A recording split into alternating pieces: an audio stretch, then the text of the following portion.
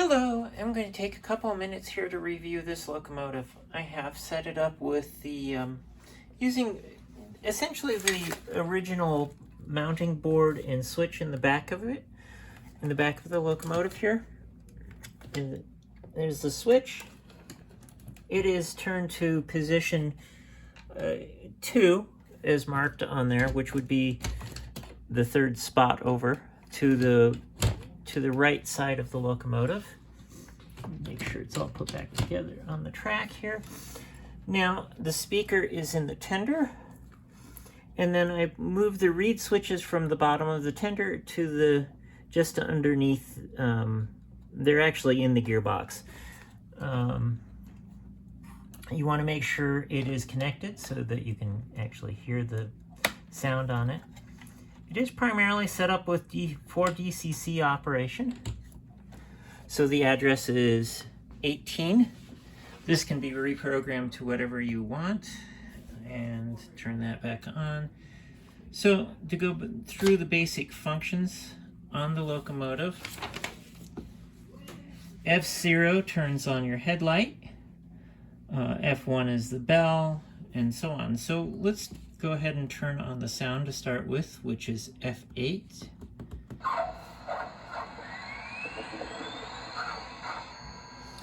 Now I did have to convert this motor block from a 3-wire to a 4-wire or 4-pin motor block, and I did use the original motor.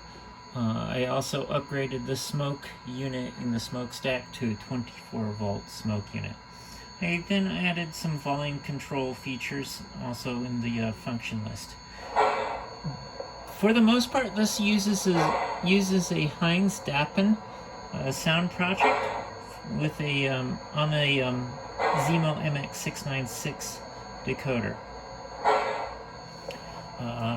So to start with, let's go ahead and turn on the headlights.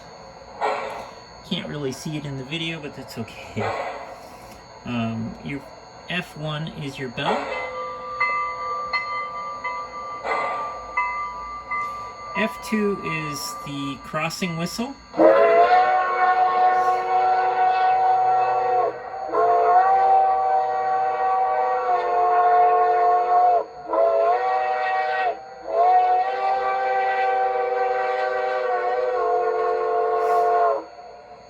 F3 is a whistle, what is called a long whistle, and it plays as long as you hold the button on the function key, or have it locked down, I should say.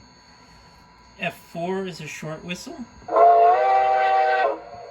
Now F5, it activates, or actually rather turns off the reed switch inputs. The reed switch I have on the left side of the locomotive, or the fireman side underneath, is the, let me see if I can get that, is the bell. And it plays for a few times, and then it'll stop.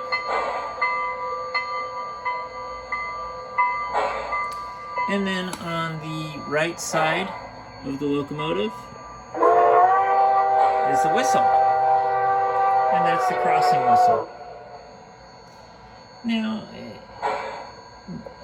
F6 then turns on the smoke, and it takes it a minute or two to start heating up. I believe there is some smoke in there still. Let me add a little bit more. Yep, there it goes.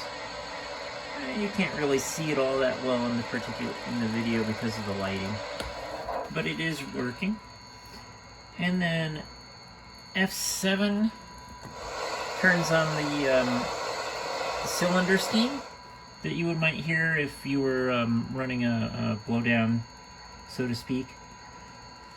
And then F8, of course, is sound on and off. F9 is the wheels screeching. Now,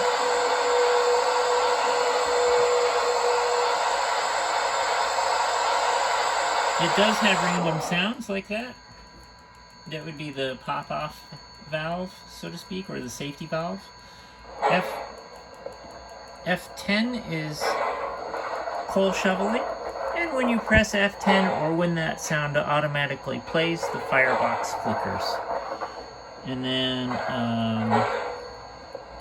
F11 is what's called a blower. F12 is kind of fun. It does what's called, it's the coupling sound, and it does a little coupler dance, moving back and forth.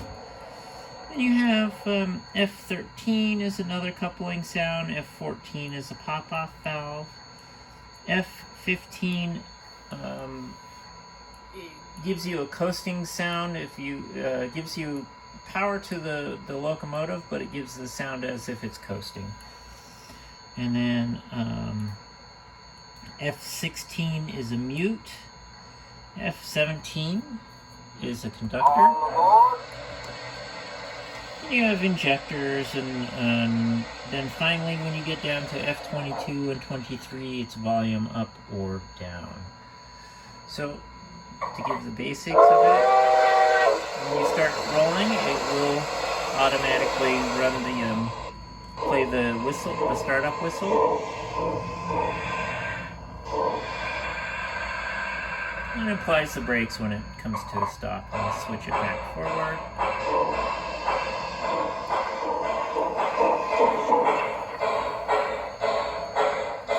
Now the decoder is this was upgraded to a Zimo MX699 or 696 series decoder. The decoder is mounted in the same place as the original electronics, basically in the bulkhead of the boiler. It uses some connectors to connect to the motor block, and comes apart just like it would normally. Thanks for watching, and have fun with it.